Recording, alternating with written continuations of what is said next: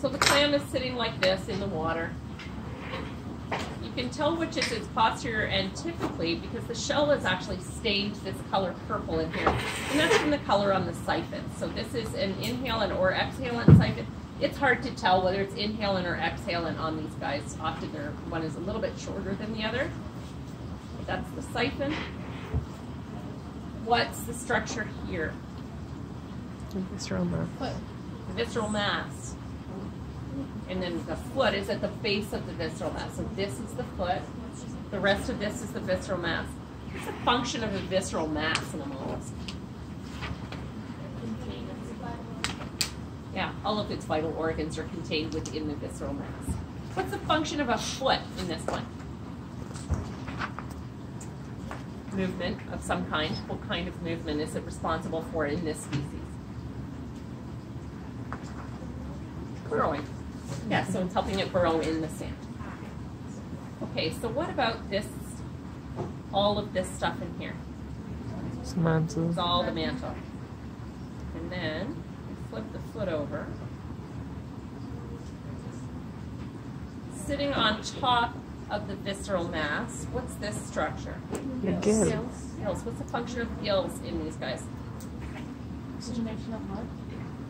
It's actually for feeding, primarily. A little bit of exchange of oxygen in there, but mostly for feeding. So the water and the food's coming in through the inhalant siphon, gets picked up along the gill. There's a ventral food groove along the bottom of that gill, and then it goes from there to the, what is that structure right there? Pulp. That's the labial palp. What's the function of a labial palp? Another one on that side. The labial palp is responsible for sorting the food. It's deciding whether or not the food is edible. If you put a clam into really sandy water, all of that water, all of those particles are going in, and they're going along the gills.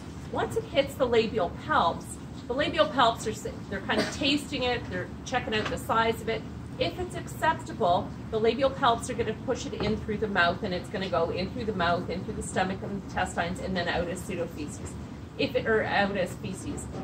If it's not okay, it simply rejects those food particles. They end up in the inside of the muscle, and then they go back out through the inhalant siphon as pseudofeces. Yeah, because it hasn't gone through the entire digestive tract. So it simply goes out through the inhalant siphon. So the inhalant siphon is responsible for bringing water and food in, as well as for expelling pseudofeces. And how about this big muscle here? Posterior adductor. Yep, posterior adductor muscle, anterior adductor muscle. What are they responsible for? Closing the shell. For keeping the shell closed. You guys can see on this one. There's a muscle in here that was attached to the foot at one point. What would that one be? If it's attached to the foot. Pedal muscle. Yeah, a pedal retractor muscle. Yeah. So if you said foot retractor muscle, I'd give you that. Okay. Any questions about those? Okay.